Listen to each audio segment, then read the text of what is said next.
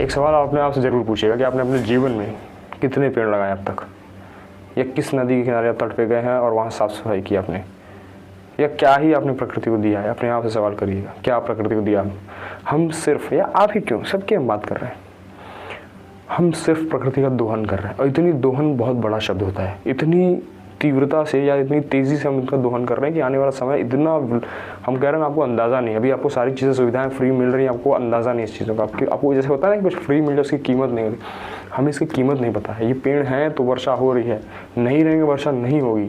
अभी सूर्यदेव बच्चा स्वरूप में है, सूर्य बच्चे स्वरूप में है। सोचो जब ये अपने विकराल रूप में आएंगे और धरती पे पेड़ नहीं रहेंगे, हम पेड़ काटते चले जाना रोज़, नदियाँ सूख जाएंगी। पेड़ नहीं रहेंगे तो भाई बारिश नहीं कराएंगे, बारिश नहीं होगी तो नदियाँ सूख जाएंगी, धूप तेज़ लगेगी, हमें त्वचा आपकी जलने लगेगी, ज़मीन दरारें फट जाएंगी, पीने को पानी नहीं बचेगा, समुद्र का पानी आप पी नहीं सकते।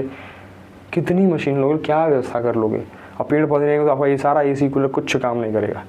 तो प्रकृति ने हमको बहुत कुछ दिया है, बहुत, हर चीज़, हर व्यवस्था। देखो ना, जैसे आप अब माता में जाओ, गंगा जी में नहाने जाओ, स्नान करने जाओ, अब ठंडी में, गर्मी में जाओगे, भीषण गर्मी में जाओ गंगा, तो एकदम शीतल जल बह रहा है। सोचो कहाँ से, क्या प्रकृति, कितना प्यारा भगवान ने संरचना, एकदम शीतल जल बह रहा है।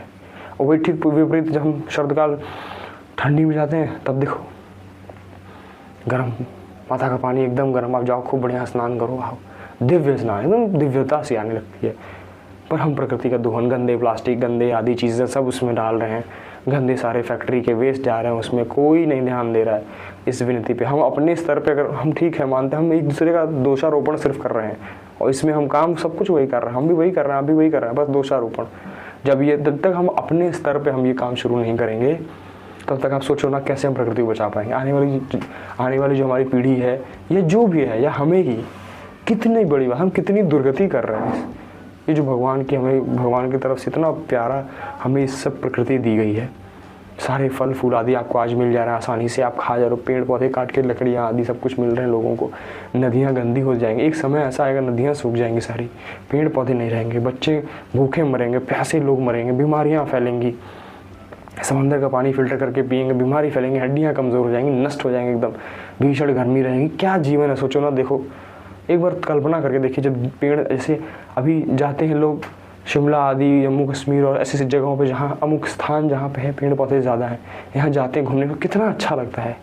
कह रहे हम तो वहाँ अमुक जगह गए थे घूमने, बहुत अच्छा। क्यों अच्छा लगता है? क्योंकि प्रकृति है वहाँ, प्रकृति अभी भी शेष है, वहाँ बचे हैं, तो हमें अच्छा लग रहा है। तो वैसे हम क्यों ना हर जगह लगा दें, हम जहाँ रह रहे हैं वहाँ वातावरण वहाँ का शुद्ध करें।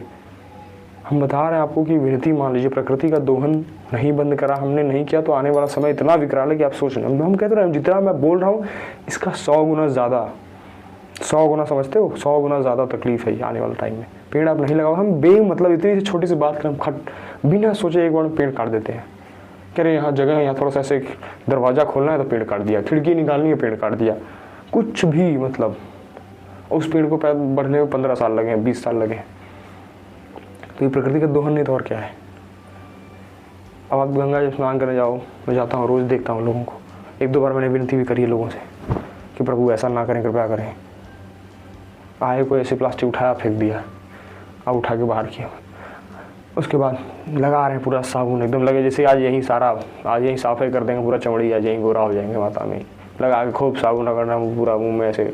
अरे ये सब करके आओ, घर माता है, पवित्र दंडवत करो, नहाओ, स्नान लो, प्रणाम करो, जल आचमन करो, फिर प्रणाम करो, वापस जाओ। ये सब घर पे करके आओ, अपने बाथरूम में जाओ, उधर करो। वो साबुन लगाने की जगह रज बढ़िया है, रज उठाओ लगाओ, रज में फिर माता नहा। सबने सब कुछ प्रकृति ने हमको दिया है। हम बस अपने पता नहीं किस मानसिकता में हमें लग रहा है कि हम अपना विकास कर रहे हैं, हम बहुत आगे जा रहे हैं, हम बहुत विकास कर लेंगे। नहीं, हम अपना दोहन कर रहे हैं, प्रकृति का दोहन कर रहे हैं, अपना सर्वनाश कर रहे हैं। आने वाले समय में पक्का सर्वनाश है। आप अंदाज़ा लगा के देखो अभी कैसी हालत है। अभी गर्मी पड़ती तो हालत ख़राब हो जा रही है हमारी, और जब ये नहीं रहेंगे तो हमारा क्या होगा। इसलिए सबसे एक विनती है, एक जो भी आप मान लीजिए, जो विनती मान लीजिए, हाथ जोड़ के विनती है कि अपने स्तर पे पेड़ लगाना शुरू करिए।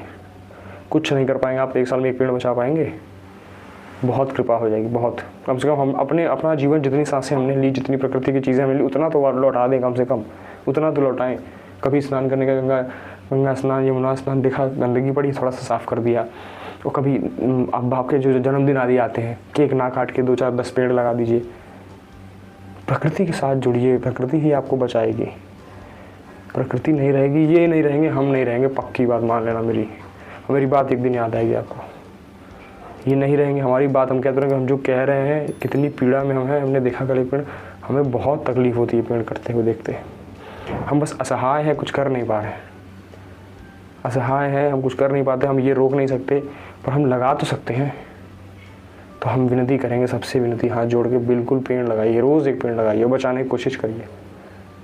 नहीं हो पा रहा, महीने में एक लगाइए, हफ्ते में एक लगाइए, साल में एक लगाइए, बार लगाइए, बड़ी कृपा होगी भगवान की।